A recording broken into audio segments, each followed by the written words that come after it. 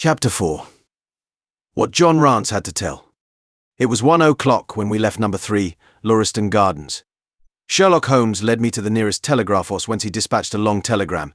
He then hailed a cab and ordered the driver to take us to the address given us by Lestrade. "There is nothing like first-hand evidence," he remarked. "As a matter of fact, my mind is entirely made up upon the case, but still, we may as well learn all that is to be learned." "You amaze me, Holmes," said I. "Surely you are not as sure as you pretend to be of all those particulars which you gave." "There's no room for a mistake," he answered.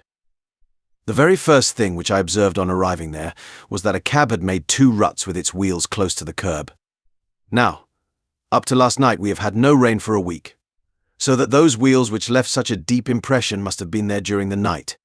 There were the marks of the horse's hoofs too, the outline of one of which was far more clearly cut than that of the other 3. Showing that that was a new shoe. Since the cab was there after the rain began, and was not there at any time during the morning, I have Gregson's word for that. It follows that it must have been there during the night, and therefore that it brought those 2 individuals to the house." "That seems simple enough," said I, "but how about the other man's height?" "Why, the height of a man, in 9 cases out of 10, can be told from the length of his stride. It is a simple calculation enough. Though there is no use my boring you with figures. I had this fellow's stride both on the clay outside and on the dust within. Then I had a way of checking my calculation. When a man writes on a wall, his instinct leads him to write about the level of his own eyes. Now that writing was just over 6 feet from the ground. It was child's play. And his age, I asked. Well, if a man can stride 4.5 feet without the smallest effort, he can't be quite in the sere and yellow. That was the breadth of a puddle on the garden walk which he had evidently walked across. Patent leather boots had gone round, and square toes had hopped over. There is no mystery about it at all. I am simply applying to ordinary life a few of those precepts of observation and deduction which I advocated in that article. Is there anything else that puzzles you?" "The fingernails and the trichinopoly," I suggested. "The writing on the wall was done with a man's forefinger dipped in blood. My glass allowed me to observe that the plaster was slightly scratched in doing it, which would not have been the case if the man's nail had been trimmed. I gathered up some scattered ash from the floor. It was dark in colour and flaky, such an ash as is only made by a trichinopoly. I have made a special study of cigar ashes, in fact. I have written a monograph upon the subject. I flatter myself that I can distinguish at a glance the ash of any known brand, either of cigar or of tobacco. It is just in such details that the skilled detective differs from the Gregson and Lestrade type." "And the florid face?" I asked. "Ah, that was a more daring shot, though I have no doubt that I was right. You must not ask me that at the present state of the affair." I passed my hand over my brow. My head is in a whirl. I remarked the more one thinks of it, the more mysterious it grows. How came these 2 men, if there were 2 men, into an empty house? What has become of the cabman who drove them? How could one man compel another to take poison? Where did the blood come from? What was the object of the murderer, since robbery had no part in it? How came the woman's ring there? Above all, why should the second man write up the German word Rach before decamping? I confess that I cannot see any possible way of reconciling all these facts." My companion smiled approvingly. "You sum up the difficulties of the situation succinctly and well," he said. "There is much that is still obscure, though I have quite made up my mind on the main facts. As to poor Lestrade's discovery, it was simply a blind intended to put the police upon a wrong track by suggesting socialism and secret societies. It was not done by a German. The A, if you noticed, was printed somewhat after the German fashion. Now, a real German invariably prints in the Latin character, so that we may safely say that this was not written by one, but by a clumsy imitator who overdid his part. It was simply a ruse to divert inquiry into a wrong channel. I'm not going to tell you much more of the case, Doctor. You know a conjurer gets no credit when once he has explained his trick, and if I show you too much of my method of working, you will come to the conclusion that I am a very ordinary individual after all. I shall never do that. I answered. You have brought detection as near an exact science as it ever will be brought in this world." My companion flushed up with pleasure at my words and the earnest way in which I uttered them. I had already observed that he was as sensitive to flattery on the score of his art as any girl could be of her beauty. "I'll tell you one other thing," he said. "Patent leathers and square toes came in the same cab, and they walked down the pathway together as friendly as possible, arm in arm, in all probability. When they got inside, they walked up and down the room, or rather, Patent leathers stood still while square toes walked up and down. I could read all that in the dust, and I could read that as he walked he grew more and more excited. That is shown by the increased length of his strides. He was talking all the while, and working himself up, no doubt, into a fury. Then the tragedy occurred. I've told you all I know myself now, for the rest is mere surmise and conjecture. We have a good working basis, however, on which to start. We must hurry up, for I want to go to Halley's concert to hear Norman Neruda this afternoon. This conversation had occurred while our cab had been threading its way through a long succession of dingy streets and dreary byways. In the dingiest and dreariest of them our driver suddenly came to a stand. "That's Audley Court in there," he said, pointing to a narrow slit in the line of dead-coloured brick. "You'll find me here when you come back." Audley Court was not an attractive locality. The narrow passage led us into a quadrangle paved with flags and lined by sordid dwellings. We picked our way among groups of dirty children and through lines of discoloured linen until we came to number 46, the door of which was decorated with a small slip of brass on which the name Rance was engraved. On inquiry, we found that the constable was in bed, and we were shown into a little front parlour to await his coming. He appeared presently, looking a little irritable at being disturbed in his slumbers. "I made my report at the office," he said. Holmes took a half-sovereign from his pocket and played with it pensively. "We thought that we should like to hear it all from your own lips," he said. "I shall be most happy to tell you anything I can," the constable answered with his eyes upon the little golden disc. "Just let us hear it all in your own way as it occurred." Rance sat down on the horsehair sofa and knitted his brows as though determined not to omit anything in his narrative. "I'll tell it ye from the beginning," he said. "My time is from 10 at night to 6 in the morning. At 11 there was a fight at the White Hart, but bar that all was quiet enough on the beat. At 1 o'clock it began to rain, and I met Harry Murcher, him who has the Holland Grove beat, and we stood together at the corner of Henrietta Street a-talking. Presently, maybe about 2 or a little after, I thought I would take a look round and see that all was right down the Brixton Road. It was precious dirty and lonely. Not a soul did I meet all the way down, though a cab or two went past me. I was a-strolling down, thinking between ourselves how uncommon handy a 4 of gin hot would be, when suddenly the glint of a light caught my eye in the window of that same house. Now, I knew that them 2 houses in Lauriston Gardens was empty on account of him that owns them who won't have the drains seen to, though the very last tenant what lived in one of them died o' typhoid fever. I was knocked all in a heap, therefore, at seeing a light in the window, and I suspected as something was wrong. When I got to the door, you stopped, and then walked back to the garden gate. My companion interrupted. "What did you do that for?" Rance gave a violent jump and stared at Sherlock Holmes with the utmost amazement upon his features. "Why, that's true, sir," he said, "though how you come to know it, heaven only knows. You see, when I got up to the door it was so still and so lonesome that I thought I'd be none the worse for someone with me. I ain't afeard of anything on this side o' the grave.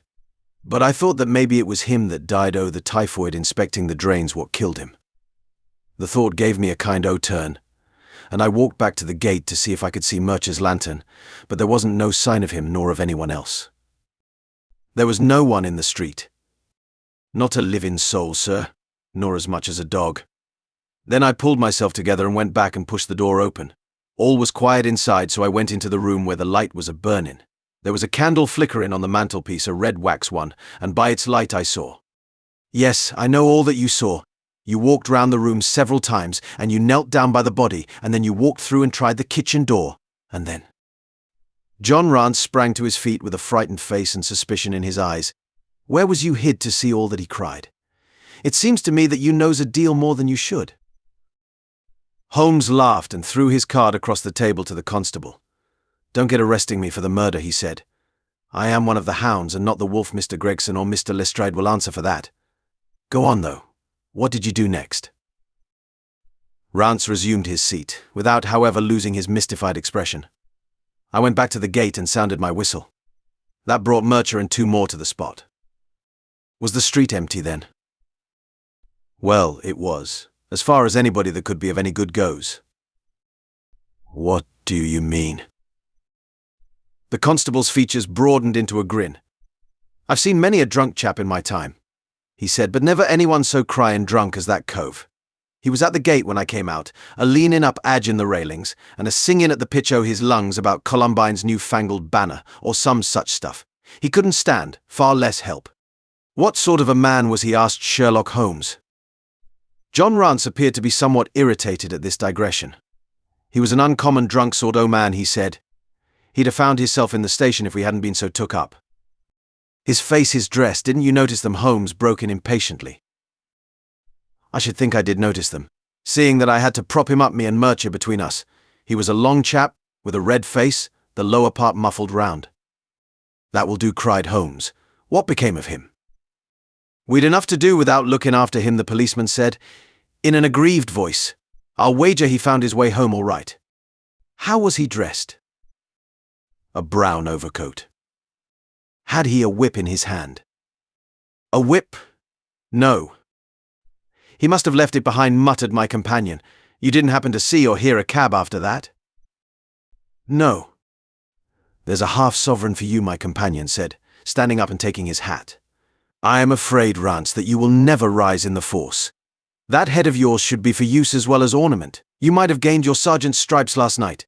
The man whom you held in your hands is the man who holds the clue of this mystery, and whom we are seeking. There is no use of arguing about it now. I tell you that it is so. Come along, Doctor. We started off for the cab together, leaving our informant incredulous, but obviously uncomfortable. The blundering fool, Holmes said, bitterly, as we drove back to our lodgings. Just to think of his having such an incomparable bit of good luck, and not taking advantage of it. I am rather in the dark still. It is true that the description of this man tallies with your idea of the second party in this mystery. But why should he come back to the house after leaving it? That is not the way of criminals. The ring, man, the ring, that was what he came back for? If we have no other way of catching him, we can always bait our line with the ring. I shall have him. Doctor, I'll lay you 2-to-1 that I have him. I must thank you for it all. I might not have gone but for you. And so have missed the finest study I ever came across, a study in Scarlet, eh? Why shouldn't we use a little art jargon? There's the scarlet thread of murder running through the colourless skein of life, and our duty is to unravel it and isolate it and expose every inch of it. And now for lunch. And then for Norman Neruda. Her attack and her bowing are splendid. What's that little thing of Chopin's she plays so magnificently? Tra-la-la-lira-lira-lay. Leaning back in the cab, this amateur bloodhound caroled away like a lark while I meditated upon the many-sidedness of the human mind. Chapter 5. Our advertisement brings a visitor. Our morning's exertions had been too much for my weak health, and I was tired out in the afternoon. After Holmes' departure for the concert, I lay down upon the sofa and endeavoured to get a couple of hours' sleep. It was a useless attempt. My mind had been too much excited by all that had occurred, and the strangest fancies and surmises crowded into it. Every time that I closed my eyes, I saw before me the distorted baboon-like countenance of the murdered man. So sinister was the impression which that face had produced upon me that I found it difficult to feel anything but gratitude for him who had removed its owner from the world. If ever human features bespoke vice of the most malignant type, they were certainly those of Enoch J. Drebber of Cleveland.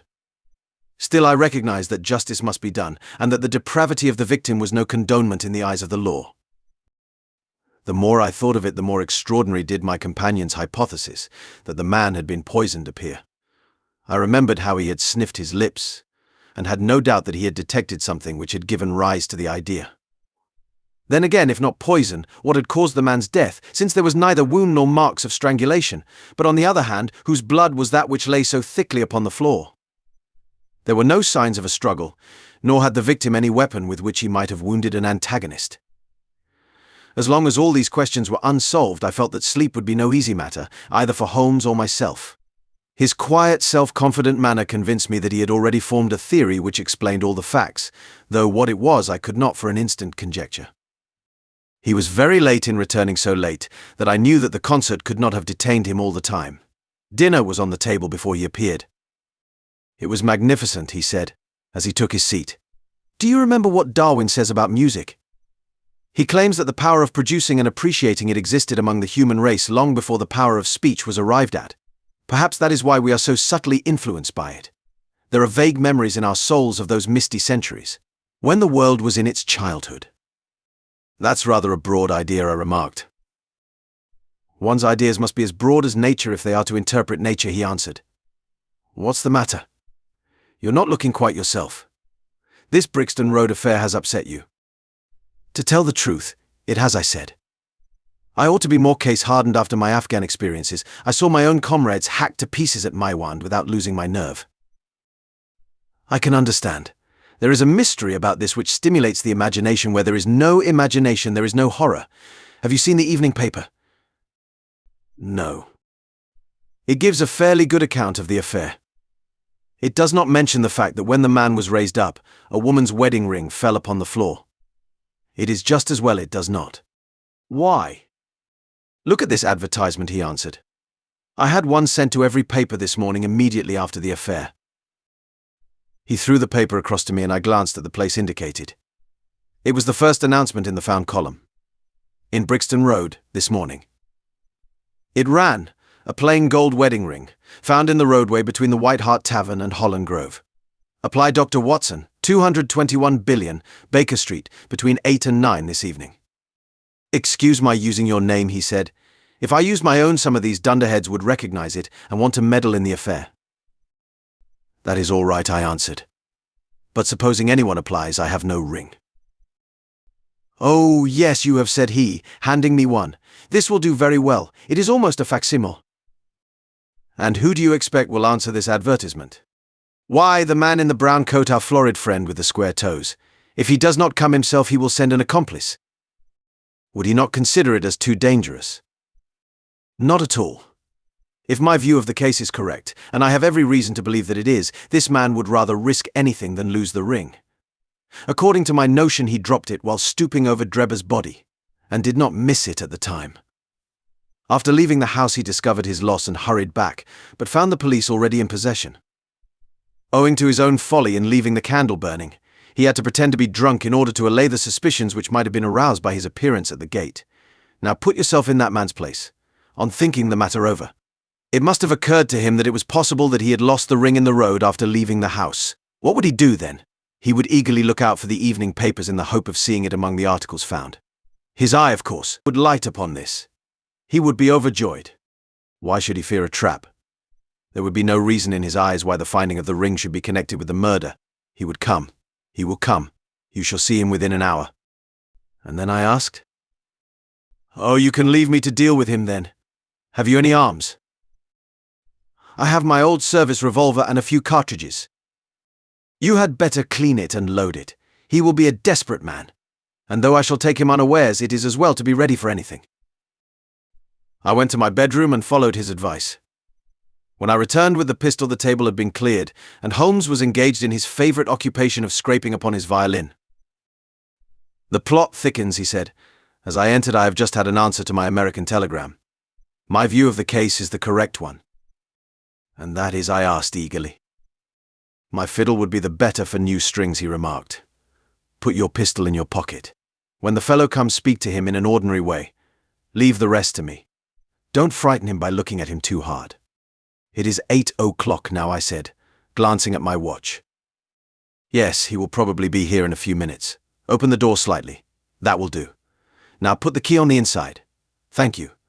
This is a queer old book one picked up at a stall yesterday de jure into gentes, published in Latin at Liege in the Lowlands, in 1642. Charles' head was still firm on his shoulders when this little brown-backed volume was struck off. Who is the printer? Philippe de Croix, whoever he may have been. On the fly-leaf, in very faded ink, is written Ex Libris Guglielmi White. I wonder who William White was.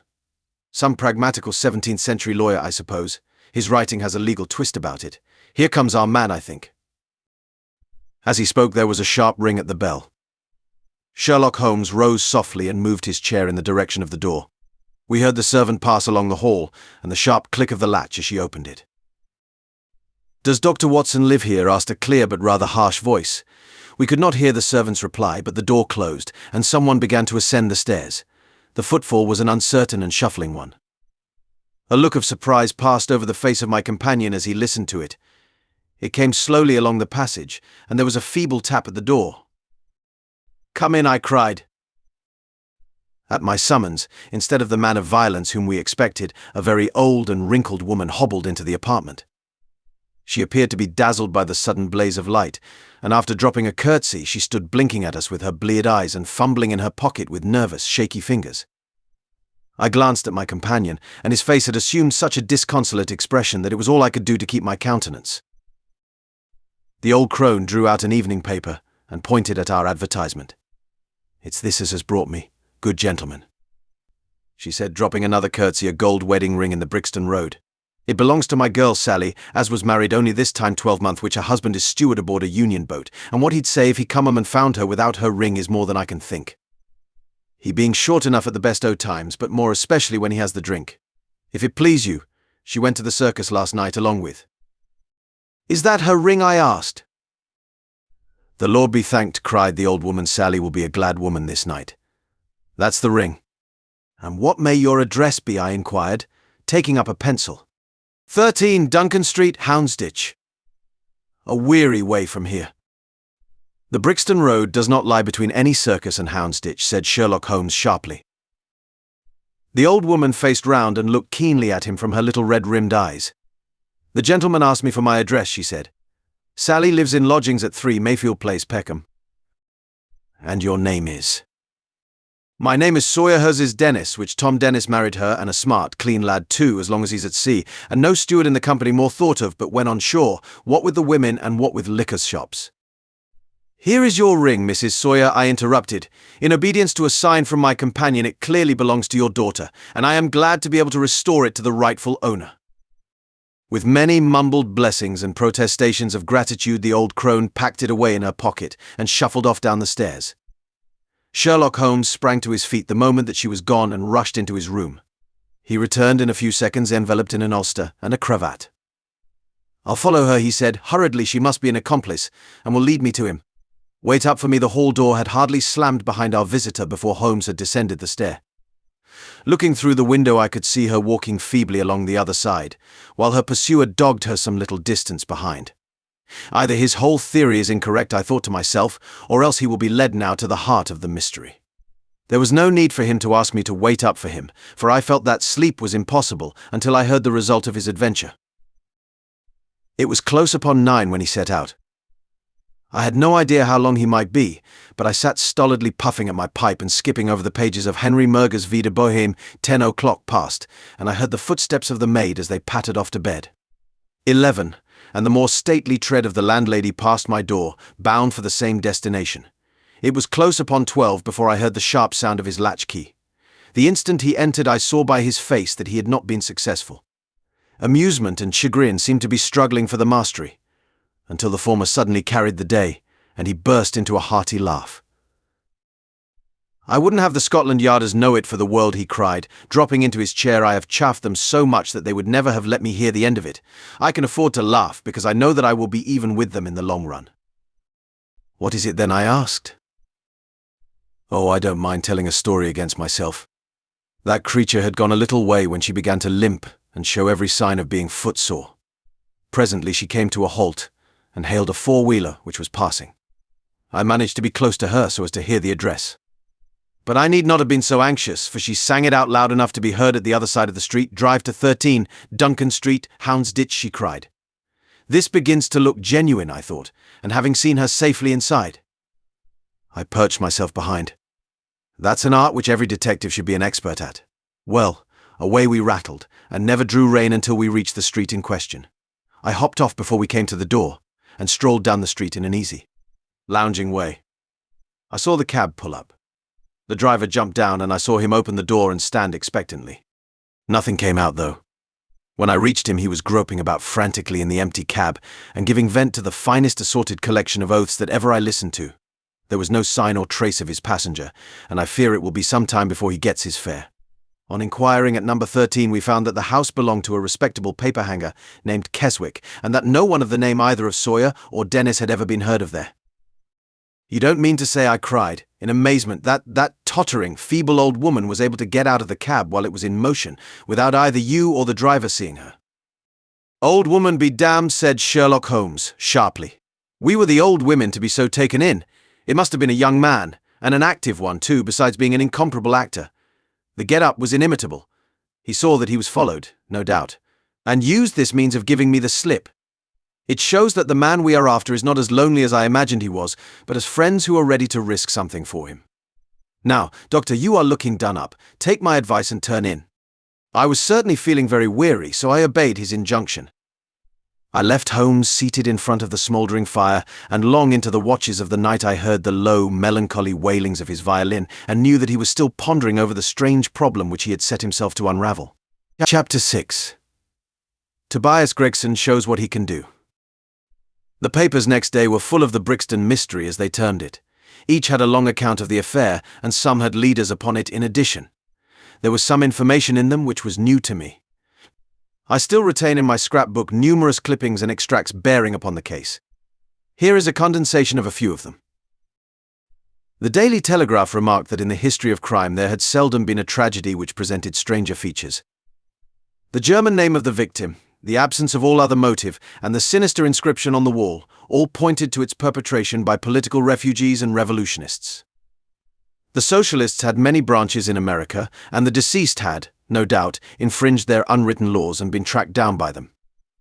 After alluding airily to the Vengeric, Aqua Tofana Carbonari, the Marchioness de Brinvilliers, the Darwinian theory, the principles of Malthus, and the Ratcliffe highway murders, the article concluded by admonishing the government and advocating a closer watch over foreigners in England. The Standard commented upon the fact that lawless outrages of the sort usually occurred under a liberal administration. They arose from the unsettling of the minds of the masses and the consequent weakening of all authority. The deceased was an American gentleman who had been residing for some weeks in the metropolis. He had stayed at the boarding house of Madame Charpentier in Torquay Terrace, Camberwell. He was accompanied in his travels by his private secretary, Mr. Joseph Stangerson. The two bade adieu to their landlady upon Tuesday the 4th inst., and departed to Euston Station with the avowed intention of catching the Liverpool express. They were afterwards seen together upon the platform.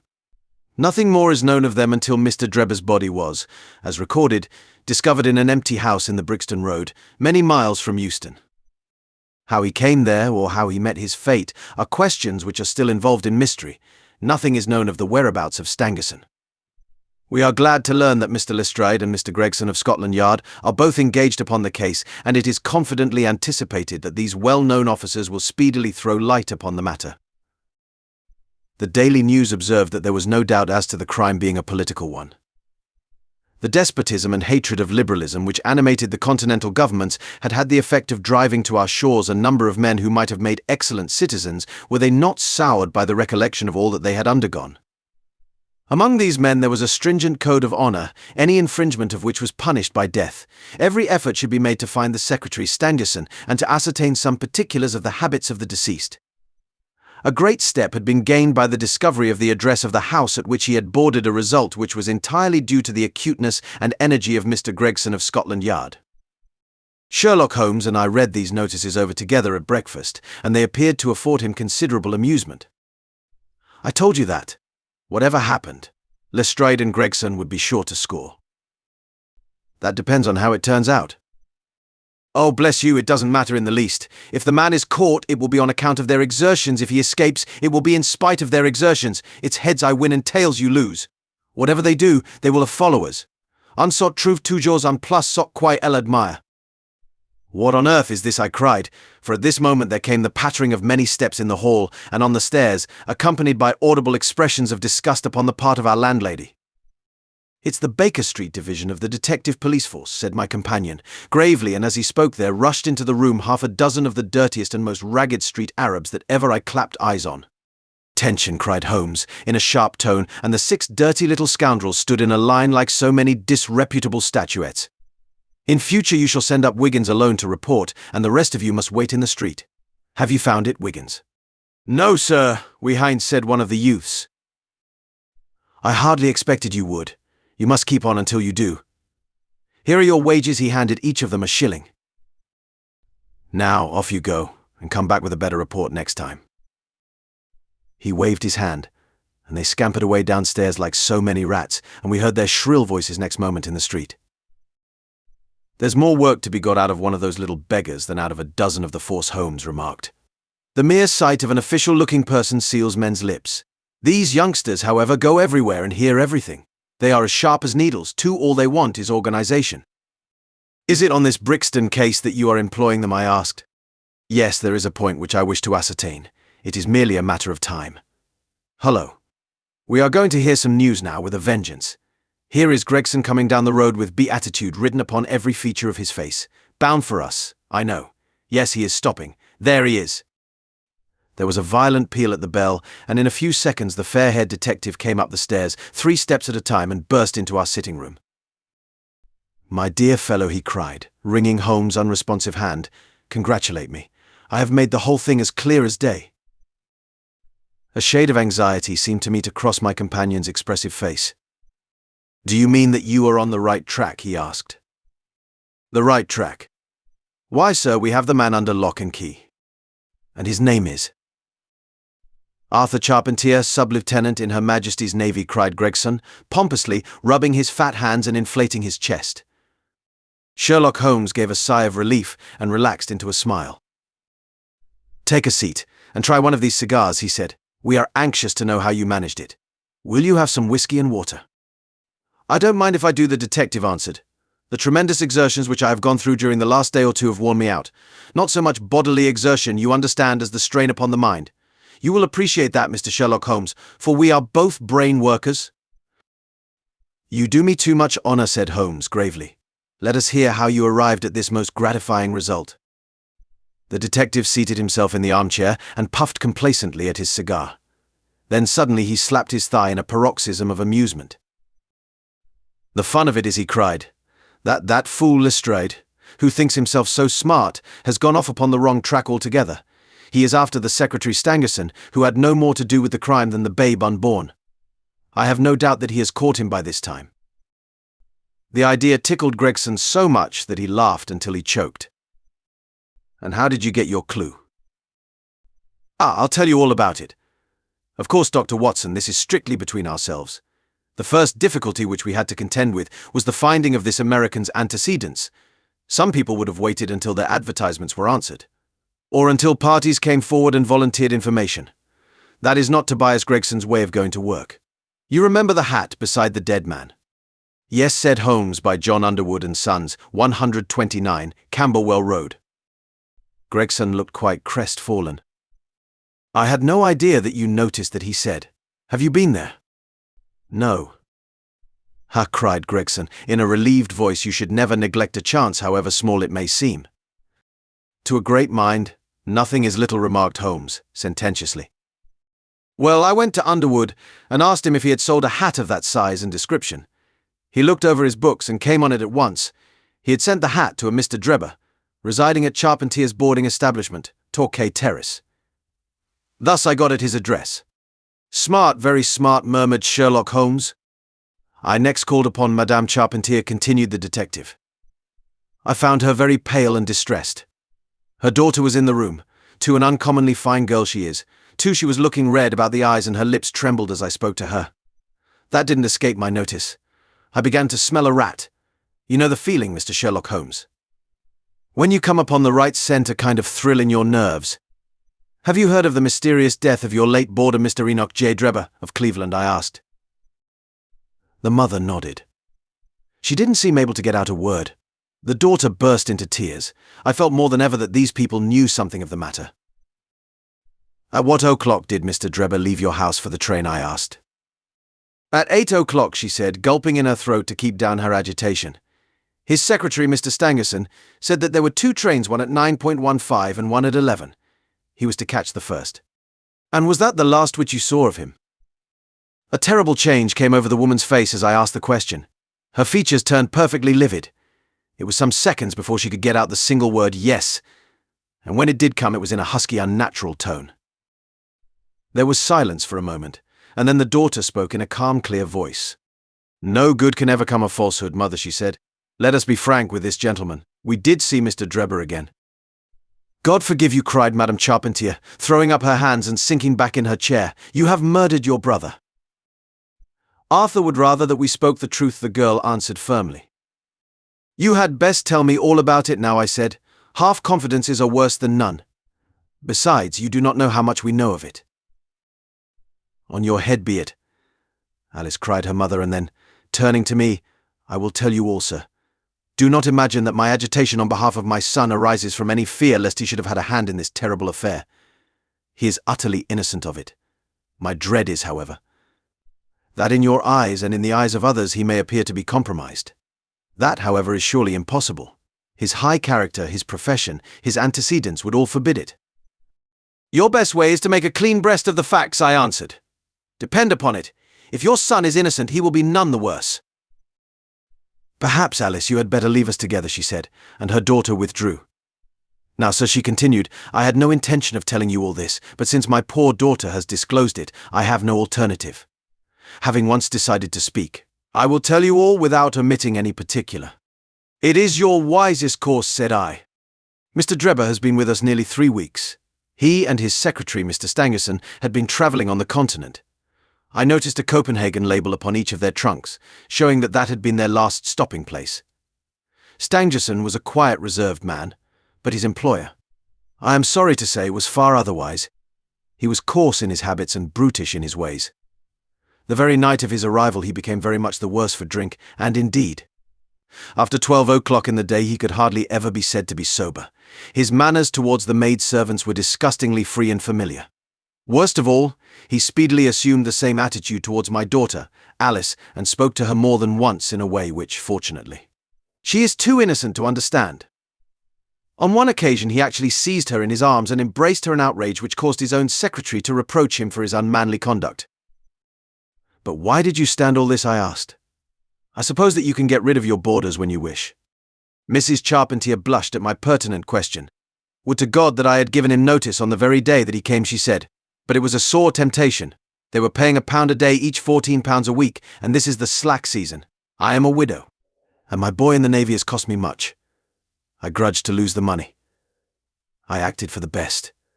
This last was too much, however, and I gave him notice to leave on account of it. That was the reason of his going." "Well." My heart grew light when I saw him drive away. My son is on leave just now, but I did not tell him anything of all this, for his temper is violent, and he is passionately fond of his sister. When I closed the door behind them, a load seemed to be lifted from my mind. In less than an hour there was a ring at the bell, and I learned that Mr. Drebber had returned. He was much excited, and evidently the worse for drink. He forced his way into the room, where I was sitting with my daughter, and made some incoherent remark about having missed his train. He then turned to Alice, and before my very face proposed to her that she should fly with him. "You are of age," he said, "and there is no law to stop you. I have money enough and to spare. Never mind the old girl here, but come along with me now straight away. You shall live like a princess." Poor Alice was so frightened that she shrunk away from him, but he caught her by the wrist and endeavoured to draw her towards the door. I screamed, and at that moment my son Arthur came into the room. What happened then I do not know. I heard oaths and the confused sounds of a scuffle. I was too terrified to raise my head. When I did look up, I saw Arthur standing in the doorway laughing, with a stick in his hand. "I don't think that fine fellow will trouble us again," he said. "I will just go after him and see what he does with himself." With those words he took his hat and started off down the street. The next morning we heard of Mr. Drebber's mysterious death. This statement came from Mrs. Charpentier's lips with many gasps and pauses. At times she spoke so low that I could hardly catch the words. I made shorthand notes of all that she said, however, so that there should be no possibility of a mistake. "It's quite exciting," said Sherlock Holmes with a yawn. "What happened next?" When Mrs. Charpentier paused, the detective continued, I saw that the whole case hung upon one point. Fixing her with my eye in a way which I always found effective with women, I asked her at what hour her son returned. "I do not know," she answered. "Not know?" "No, he has a latch key, and he let himself in." "After you went to bed?" "Yes." "When did you go to bed?" "About 11. "So your son was gone at least 2 hours?" "Yes." "Possibly 4 or 5? "Yes." "What was he doing during that time?" "I do not know," she answered, turning white to her very lips. Of course, after that there was nothing more to be done. I found out where Lieutenant Charpentier was, took 2 officers with me, and arrested him. When I touched him on the shoulder and warned him to come quietly with us, he answered us as bold as brass. "I suppose you are arresting me for being concerned in the death of that scoundrel Drebber," he said. We had said nothing to him about it, so that his alluding to it had a most suspicious aspect. "Very," said Holmes. He still carried the heavy stick which the mother described him as having with him when he followed Drebber. It was a stout oak cudgel. "What is your theory, then?" "Well, my theory is that he followed Drebber as far as the Brixton Road." When there, a fresh altercation arose between them, in the course of which Drebber received a blow from the stick, in the pit of the stomach perhaps, which killed him without leaving any mark. The night was so wet that no one was about, so Charpentier dragged the body of his victim into the empty house. As to the candle, and the blood, and the writing on the wall, and the ring, they may all be so many tricks to throw the police onto the wrong scent. "Well done," said Holmes in an encouraging voice.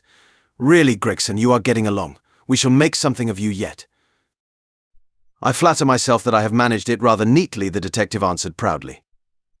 The young man volunteered a statement, in which he said that after following Drebber some time, the latter perceived him and took a cab in order to get away from him.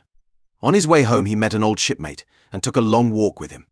On being asked where this old shipmate lived, he was unable to give any satisfactory reply.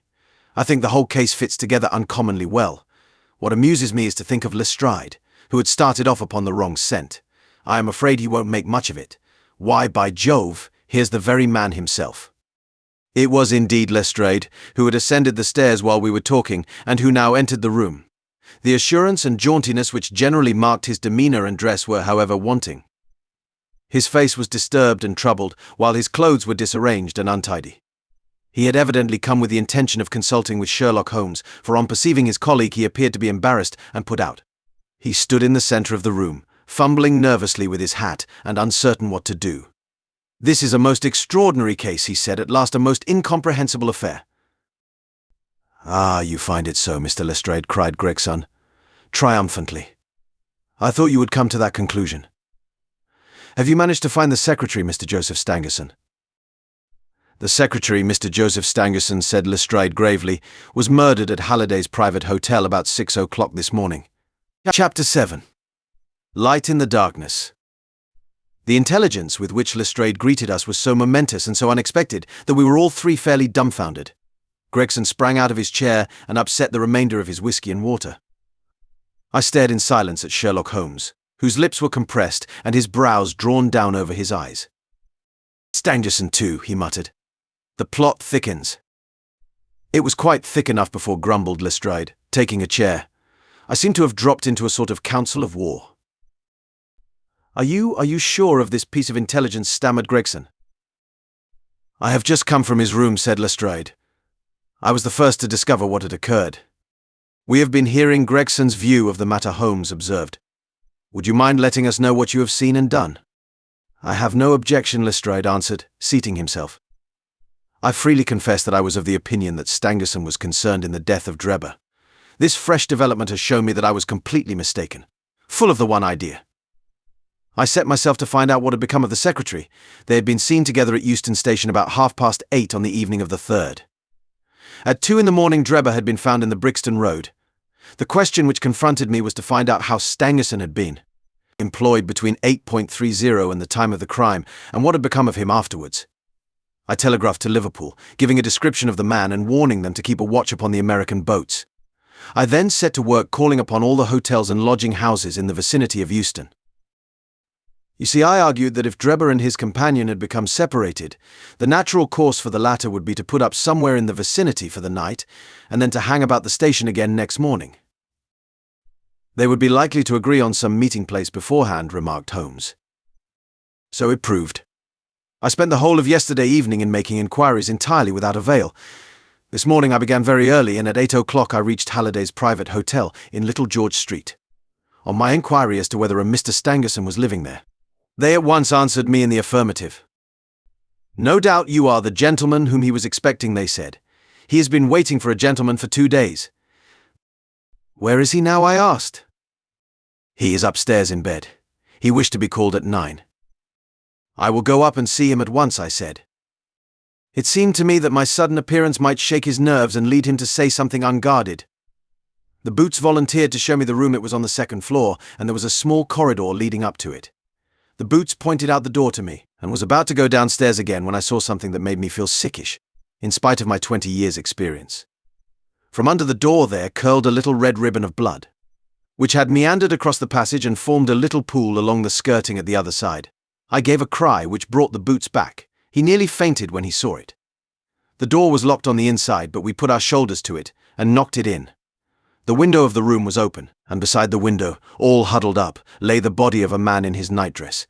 He was quite dead, and had been for some time, for his limbs were rigid and cold. When we turned him over, the boots recognized him at once as being the same gentleman who had engaged the room under the name of Joseph Stangerson. The cause of death was a deep stab in the left side, which must have penetrated the heart. And now comes the strangest part of the affair. What do you suppose was above the murdered man? I felt a creeping of the flesh and a presentiment of coming horror, even before Sherlock Holmes answered. "The word rake, written in letters of blood," he said. "That was it," said Lestrade, in an awe-struck voice, and we were all silent for a while. There was something so methodical and so incomprehensible about the deeds of this unknown assassin that it imparted a fresh ghastliness to his crimes. My nerves, which were steady enough on the field of battle, tingled as I thought of it. "The man was seen," continued Lestrade. "A milk boy, passing on his way to the dairy, happened to walk down the lane which leads from the mews at the back of the hotel. He noticed that a ladder, which usually lay there, was raised against one of the windows of the second floor, which was wide open. After passing, he looked back and saw a man descend the ladder. He came down so quietly and openly that the boy imagined him to be some carpenter or joiner at work in the hotel. He took no particular notice of him, beyond thinking in his own mind that it was early for him to be at work. He has an impression that the man was tall, had a reddish face, and was dressed in a long, brownish coat. He must have stayed in the room some little time after the murder, for we found blood-stained water in the basin, where he had washed his hands, and marks on the sheets where he had deliberately wiped his knife." I glanced at Holmes on hearing the description of the murderer, which tallied so exactly with his own. There was, however, no trace of exultation or satisfaction upon his face. "Did you find nothing in the room which could furnish a clue to the murderer?" he asked. "Nothing. Stangerson had Drebber's purse in his pocket, but it seems that this was usual, as he did all the paying. There was £80 odd in it, but nothing had been taken, whatever the motives of these extraordinary crimes. Robbery is certainly not one of them. There were no papers or memoranda in the murdered man's pocket, except a single telegram, dated from Cleveland about a month ago, and containing the words JHEGH, is in Europe. There was no name appended to this message." "And there was nothing else?" Holmes asked. "Nothing of any importance. The man's novel, with which he had read himself to sleep, was lying upon the bed, and his pipe was on a chair beside him. There was a glass of water on the table, and on the window sill a small chip ointment box containing a couple of pills." Sherlock Holmes sprang from his chair with an exclamation of delight. "The last link," he cried, exultantly. "My case is complete." The two detectives stared at him in amazement. "I have now in my hands," my companion said confidently, "all the threads which have formed such a tangle. There are, of course, details to be filled in, but I am as certain of all the main facts, from the time that Drebber parted from Stangerson at the station up to the discovery of the body of the latter, as if I had seen them with my own eyes. I will give you a proof of my knowledge. Could you lay your hand upon those pills?" "I have them," said Lestrade. Producing a small white box, I took them and the purse and the telegram, intending to have them put in a place of safety at the police station. It was the merest chance my taking these pills, for I am bound to say that I do not attach any importance to them. "Give them here," said Holmes. "Now, Doctor," turning to me, "are those ordinary pills?" They certainly were not. They were of a pearly grey colour, small, round, and almost transparent against the light. "From their lightness and transparency, I should imagine that they are soluble in water," I remarked. "Precisely so," answered Holmes. "Now, would you mind going down and fetching that poor little devil of a terrier which has been bad so long, and which the landlady wanted you to put out of its pain yesterday?" I went downstairs and carried the dog upstairs in my arms. Its laboured breathing and glazing eyes showed that it was not far from its end. Indeed, its snow-white muzzle proclaimed that it had already exceeded the usual term of canine existence. I placed it upon a cushion on the rug. "I will now cut one of these pills in two," said Holmes, and drawing his penknife he suited the action to the word. "One half we return into the box for future purposes. The other half I will place in this wine glass, in which is a teaspoonful of water. You perceive that our friend, the doctor, is right, and that it readily dissolves." "This may be very interesting," said Lestrade, in the injured tone of one who suspects that he is being laughed at. "I cannot see, however, what it has to do with the death of Mr. Joseph Stangerson." "Patience, my friend, patience. You will find in time that it has everything to do with it. I shall now add a little milk to make the mixture palatable, and on presenting it to the dog we find that he laps it up readily enough." As he spoke, he turned the contents of the wineglass into a saucer and placed it in front of the terrier, who speedily licked it dry. Sherlock Holmes' earnest demeanour had so far convinced us that we all sat in silence, watching the animal intently and expecting some startling effect. None such appeared, however. The dog continued to lie stretched upon the cushion, breathing in a laboured way, but apparently neither the better nor the worse for its draught. Holmes had taken out his watch, and as minute followed minute without result, an expression of the utmost chagrin and disappointment appeared upon his features. He gnawed his lip, drummed his fingers upon the table, and showed every other symptom of acute impatience. So great was his emotion that I felt sincerely sorry for him, while the two detectives smiled derisively, by no means displeased at this check which he had met. "It can't be a coincidence," he cried, at last springing from his chair and pacing wildly up and down the room. "It is impossible that it should be a mere coincidence. The very pills which I suspected in the case of Drebber are actually found after the death of Stangerson, and yet they are inert. What can it mean? Surely my whole chain of reasoning cannot have been false. It is impossible. And yet this wretched dog is none the worse. Ah, I have it. I have it." With a perfect shriek of delight, he rushed to the box, cut the other pill in two, dissolved it, added milk, and presented it to the terrier. The unfortunate creature's tongue seemed hardly to have been moistened in it before it gave a convulsive shiver in every limb, and lay as rigid and lifeless as if it had been struck by lightning. Sherlock Holmes drew a long breath and wiped the perspiration from his forehead. "I should have more faith," he said. "I ought to know by this time that when a fact appears to be opposed to a long train of deductions, it invariably proves to be capable of bearing some other interpretation. Of the two pills in that box, one was of the most deadly poison, and the other was entirely harmless. I ought to have known that before ever I saw the box at all." This last statement appeared to me to be so startling that I could hardly believe that he was in his sober senses.